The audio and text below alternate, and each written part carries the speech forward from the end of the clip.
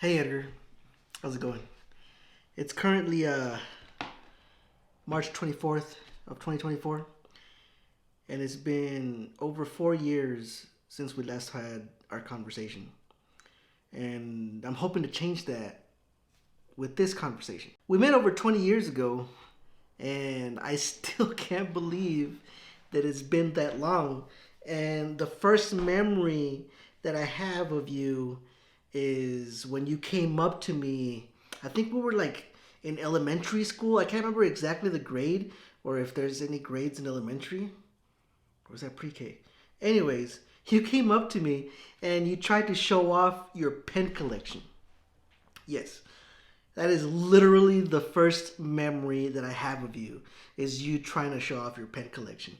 And the reason why I remember it so well, and you know why, is because right afterwards there were like these kids that were playing football or catch or something, and they threw the ball in your direction, and they ended up they ended up trampling all over you. It was funny then, and it's still funny now. Sorry about that. It still is. We didn't speak much after that, and I don't really remember us having any kind of conversation during the middle school. But there is one thing that I do remember while we were in the middle school. I think it was like around seventh or eighth grade. Is me personally, I've always been like a loner, and I only hung around with like a few, like a tiny little small amount of people. But I remember like seeing you from like afar, and you would hang out with like this group of kids, but you were never actually in the group. You were always outside of the group, like outside looking in. You were always being pushed around, and nobody ever like noticed that you were there.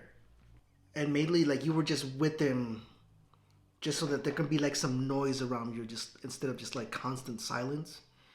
And that's something that I know way too well. Then comes the time around high school, and more specifically the alternative, the place where all the bad kids went. And we don't need to get into the reason why I was sent there, but we should actually talk about the reason why you were there. Out of all the people that ever went to that school, from its humble beginnings all the way until the doors were closed, you were the only one that actually chose to go to that school. And I always wondered why. I can remember the very first day being there and being surrounded by all these like very scary looking people. And out of all of the people that were there, there was you. And I was like, why? I came up to you and I put my arm around you and I said, Edgar, you don't know this, but we're going to be lifelong friends. And I remember that weird look that you gave me. Like, who the hell is this guy? Why the hell is he talking to me? Well, I've been keeping an eye on you. Not in a weird way. We became close friends from that day forward. And you learned a lot about me, and I learned a lot about you. Like, you being a Jehovah's Witness, which was weird because even at that time, I was a full blown atheist. And that's one of the things that I really like just miss in our friendship is that complete and total opposites still able to be really, really good friends in that way. Being able to maintain such a friendship when our beliefs were just completely different is just something that was incredibly difficult for anybody to do, and for us to be able to do it so easily was just great. Our school got closed down for many different reasons, but you had already moved about a month and a half prior to that. You had moved to California, which is crazy because I moved to Texas. I mean, I'm a liberal, but I'm not a California liberal. An atheist and a believer talking about literally everything and still being friends after the phone call ended. It was great. I miss it. It was one of those friendships that would last a lifetime, or at least I thought it would. It was like you were back in the middle school. You became like a recluse again.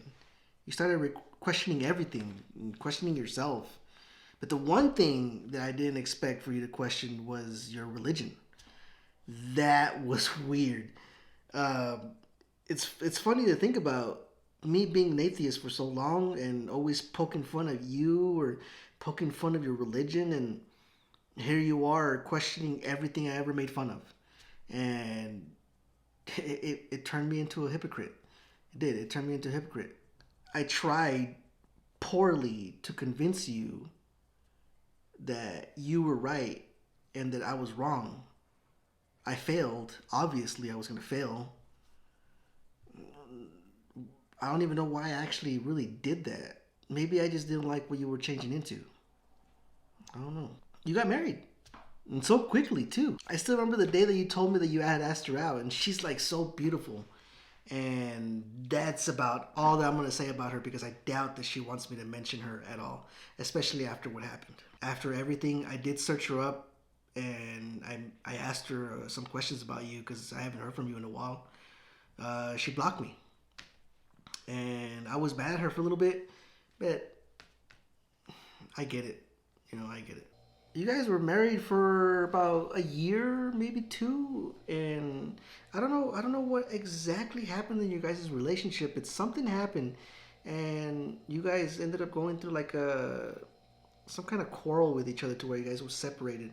And I remember talking to you on the phone, and you were just like serious, but you were a different kind of serious. I don't know how to exactly explain it, but it was the type of serious where you just think about everything. Like you think about everything, your past, your present, and your future, and you think about it in detail. And that's what we do.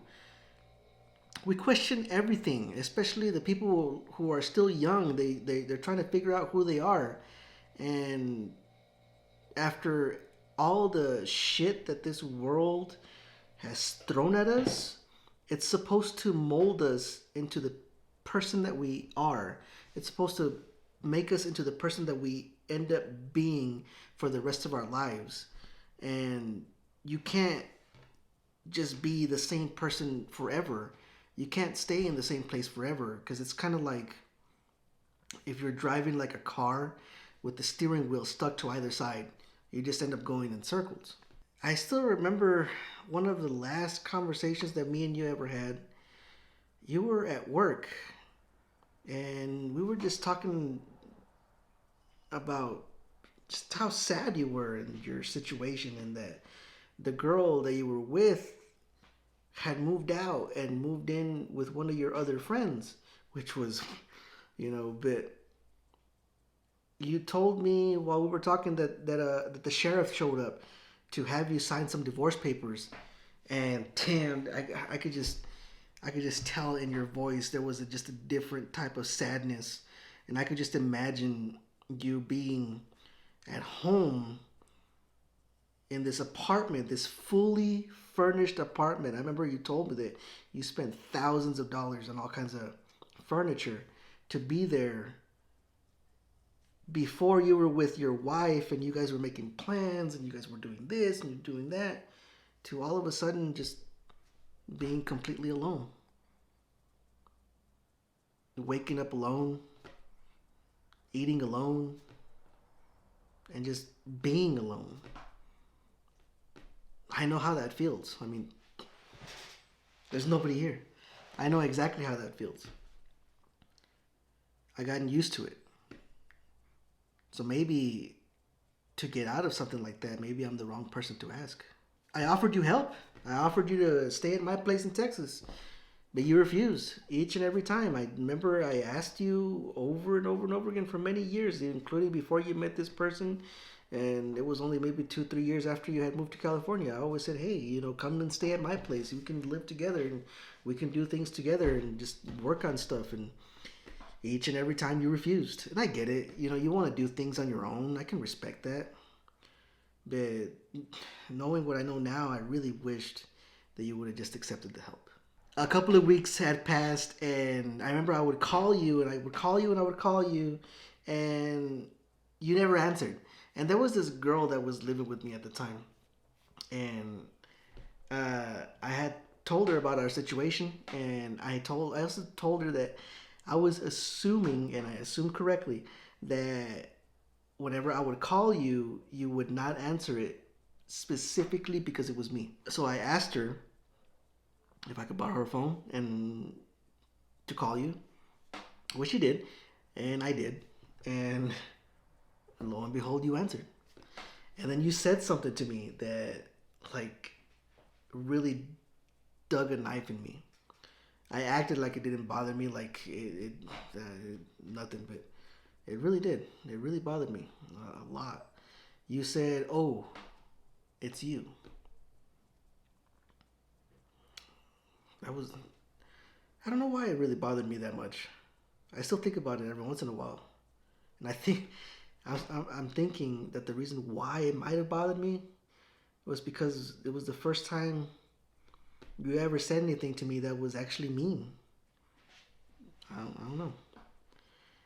But we made some plans. I offered you to stay at my place again. You said no. And that was the last time we ever talked. Months had passed and the pandemic hit. And the world was going crazy. And I had a few projects that I wanted to get off the ground, and who best to call but you? So I called you, and you didn't answer. And one day I called you, and your phone just stopped working. So then I messaged you on Facebook, but you never get on there. I messaged you on Instagram, you never get on there. I messaged a few of your friends on Instagram, but once they read my message, they immediately blocked me. So then I did something that you told me never to do. I got in contact with your family. You've always told me that they never liked me because of my belief, and that you always hit our friendship, which I'm cool with that. I don't care. But yeah, that's what I did. I got in contact with your family, and more specifically your sister. And I messaged her.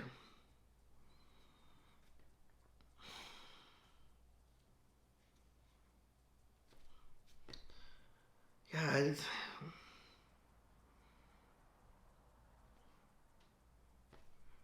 I, I know I have to make this video. I know I do. Because I just have to realize that it's real, that it's not fake. I can't lie to myself. A lie is always a lie. But I messaged her, and she had let me know that you died a few months before. That you were found in your apartment. That you had been dead for a few days.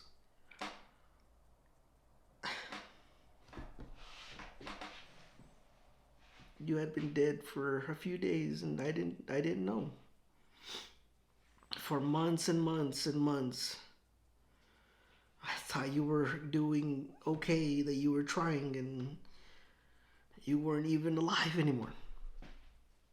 I didn't know how to take it. I didn't know how to take it. That night, I did some really. I'm just gonna say I did some really fucked up shit that night. I hurt myself and I hurt others, and I did things and try to like just accept reality, and it was just weird. It was really weird. I didn't know that. I, there's a saying where you can cry so much to where there's nothing left, and that's so fucking true. That is so true. I didn't know that was possible. It was weird, me crying and nothing coming out, because I had cried for hours and hours and hours, and it was just nothing coming out. And Edgar, I don't know what else to say, but I really miss you. I really do. There are moments where, even before you did what you did, I always thought to myself, like, I shouldn't be alive. And for you to not be here and me still here, If I can have the choice, do it instantaneously. You be here and me not here. But that's not possible. It's not. One of the biggest mistakes I ever made in our friendship, Edgar, was I left you alone. I stopped talking to you, and that's something that I will have to live with for the rest of my life. I still believe that if I just kept talking to you, even if you hated me or you just hated life and you just didn't want nothing to do with anybody, for me to just continue talking to you, I think there would have been a different outcome. But I didn't. And you made your choice and I made mine. But there's one thing that I will always say that I miss is our conversations. So I'm gonna make you a promise starting today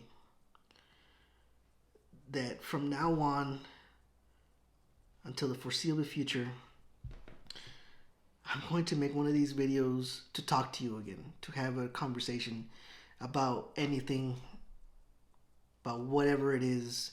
No subject would be off topic. We're going to cover everything, just like the old days. So, Edgar, I will see you again very soon. Bye.